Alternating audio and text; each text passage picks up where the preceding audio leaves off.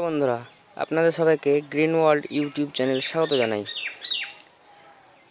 আমি আজকে জবা গাছের সম্বন্ধে কিছু তথ্য দেওয়ার চেষ্টা করব। আপনারা এই গাছটির মতো আপনার গাছে কিভাবে এতগুলি ফুল ফোটাতে পারেন সেটি আপনাদের সঙ্গে শেয়ার করব। জবা গাছ হচ্ছে খুব জনপ্রিয় একটি গাছ। এই গাছটি আমরা যারা ছাদ বাগান করে থাকি তাদের কাছে একটা না একটা থেকেই থাকে এবং এই গাছটি খুব অল্প পরিচর্যাতেই গড়ে ওঠে। আপনি যদি এই গাছটিতে এক মাস ভুলে ফার্টিলাইজার দিতে ভুলে যান, তাহলেও এটির ওপরে কোনো ইফেক্ট পড়ে না, এটি বেড়েই চলে। এবং এর মাটি কোন টবে প্রতিস্থাপন করলে খুব ভালো হয় এবং যত্ন ব্যাপারেও আলোচনা করব। এই জবা গাছের জন্য 10 থেকে 12 ইঞ্চি টব পারফেক্ট এবং এর মাটি প্রস্তুতের জন্য আপনাকে বেলে দোআঁশ মাটি সঙ্গে গোবর সার একত্রে মিশিয়ে ভালোভাবে এটি প্রতিস্থাপন করলে খুব ভালো হবে। এবং এটির খাবার নিম খোল, সরিষার খোল, গোবর সার, অর্গানিক ভার্মিকম্পোস্ট এইসব দিলে হবে। এবং যদি আপনি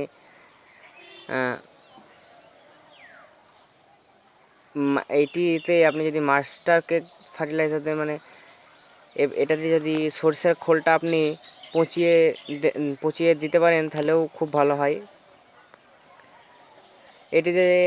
এটিতে গরমের সময় মাস্টার কেক ফার্টিলাইজার দেবেন না। এটিতে গরমের সময় আপনি গোবর সার প্রয়োগ করবেন।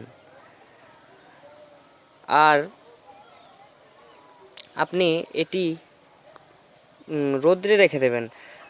যদি কোনো ফুল ফল গাছে খুব ভালো রেজাল্ট পেতে চান, তাহলে সেই গাছটিকে রোদে রাখতে হবে, না হলে ভালো রেজাল্ট পাওয়া যাবে না।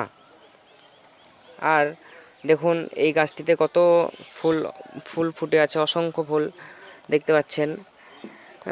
এখানে আপনি গুনতে পারবেন, হয়তো দেখতে পাচ্ছেন। আর এই গাছটিতে আপনি ইউরিয়া প্রয়োগ করতে পারেন 1 লিটার জলে 1 চামচ থেকে হাফ চামচ, আর না হলে 1 চামচ কিংবা হাফ চামচ ইউরিয়া আপনি এই টবটির চারিদিকে ছড়িয়েও দিতে পারেন। শেকড়ের মানে একদম টবের গা লাগা হয়ে দিতে পারেন।